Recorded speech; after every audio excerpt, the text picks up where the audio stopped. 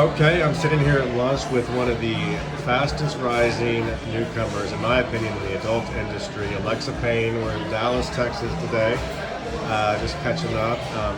Alexa, for fans that aren't too familiar with your story, tell us a little bit about your background, kind of where you grew up, what you were like as a teenager, I guess.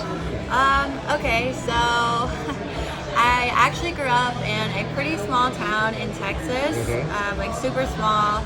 When I was growing up, you could hear the coyotes at night. That's how small of a town it was. Right. There was hardly anything there besides my high school and a couple restaurants. I was always like a super straight and narrow kid. I was in a long-term relationship all 4 years of high school. So yeah, that's pretty much how I grew up. And a track star, I understand. Yes. I mean, I'm not talking about long distance running here. I'm talking about Alexa was a sprinter Yes. on her track team. There's some fast kids down in Texas. What events did you run? I did the 400 and the 400 relay. Wow. Cheerleader, I assume, too, as well? Yes, I was a cheerleader. Right. What were your interests in high school? I mean, outside of cheerleading and track, I know you were heavily into makeup and stuff like that. So I did like hair and makeup, and that was After always graduation? Like, yeah, that was always one of my biggest passions. So after graduation, I did do cosmetology school. I wanted to be a hairdresser. Obviously, that's not what I'm doing right now, but Right. Well, I do think it's interesting that you had the same boyfriend all 4 years of high school. You don't see that too much these days, but you graduate, you guys break up, and then what ends up happening to Alexa Payne? yeah. So funny story. So yeah, the guy that I thought I was going to be with for the rest of my life, we ended up splitting up, and then I kind of went a little bit crazy. But I think it was good for me. I was able to explore my sexuality more, and I met another guy, and he was a swinger, very active in the lifestyle. How'd you meet him? I met him at a house party in Miami. Okay, so you were just down there hanging out, having fun? And Yeah, I was just down there having a good time, partying, what anybody would do when they're 21. Yeah.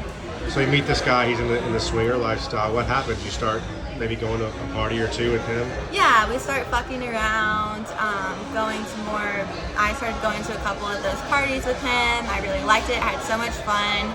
I was doing things that I never thought I would ever do before, but I was just loving it. It was crazy. Kind of sounds like a dumb question, but what did you love about it? Was it just discovering new things about your sexuality? Or I would say definitely like discovering myself and what kind of person I am, and new things about my sexuality that I actually thought I would never enjoy, that I ended up loving. Like what? I would say like DP. I did my first gangbang with him, and it was a great time. Did your first gangbang in a swingers club, right? Yes. That sounds crazy. That sounds you were really getting out there. Yeah, you could definitely say that. And you said that you kind of like sometimes like the rougher, more dominant. I definitely guy, right? do. So I definitely am a submissive person. I love a dominant guy, a guy who takes control. I think it's so sexy and it turns me on. So I definitely love the rougher sex. So you're in the swinger lifestyle. You shared with me that you and your boyfriend started an OnlyFans. Yes. And that was doing really well. But eventually, you just said, "What the heck? Let's dip just our make a career out of it. Yeah." And who was it that you met that kind of guided you during that early process? So I met one of my really good friends still to this day at the party. Her name is Evelyn Payne. Yeah. She's not currently active in the industry. She's talked about coming back, but I met her at the party. We actually fucked around. Sure. She fucked me with the strap on that night. Oh wow. It's a quick introduction there. Yeah. So she's a great performer. And, she is very well really respected. Yeah. So she says she kind of tells you who to call and how to get involved. And then what happened? She pretty much pointed me in the right direction. I was like, she told me that she was in the industry, and I was like, well, that sounds like a great idea for me. Like, how do I get into that? And she pointed me where to go, which is how I met my agency through Instagram.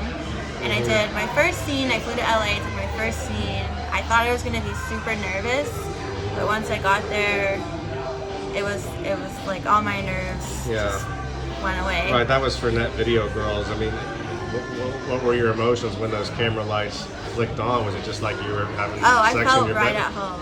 I felt so great. I honestly, I love being in front of the camera, so I had the best time. And after that scene, because when I went and did my first scene, I had a feeling, I was like, I don't know, I was like, I'm just gonna see how this scene goes, and if I don't like it, then I won't shoot anymore.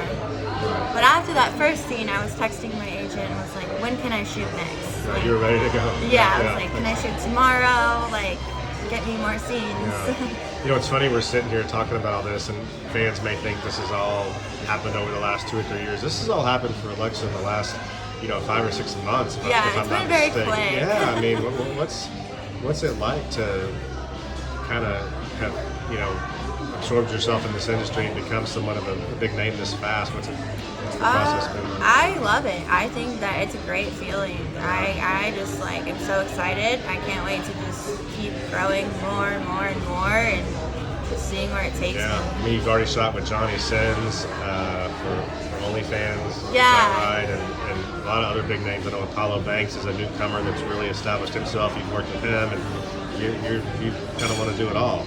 Yeah, they're both like super great performers, super great people, so much fun. I just can't wait to shoot with more people who are well established in the industry, who can guide me, and I'm just so excited to see where it takes me. Yeah, and last thing, if you're not following Alexa on her social media platforms, I suggest you do. I think she's really standing out just with not just what she's posting, but with how hard she's working to build a brand and to have a really positive influence online. What's your mindset when you're making content, whether it's TikTok or Instagram or Twitter?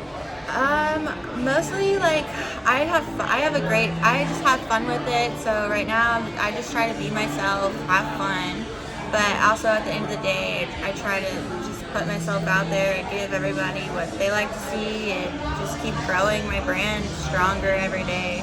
And it is a kind of a full-time job, but I think a lot of people think, performers just go shoot their scenes and go home. But I mean, just maintaining that presence. Yeah, it's definitely a lot of work, especially because I run all of my social media accounts myself, and my OnlyFans I run myself now, so it's a lot. Yeah. Well, I'll make sure to tag Alexa in all these posts with this video. So make sure you follow her, not just online, but watch her stuff. She's on the rise, and we sure appreciate your time today, Alexa. Thank you so much for meeting with me.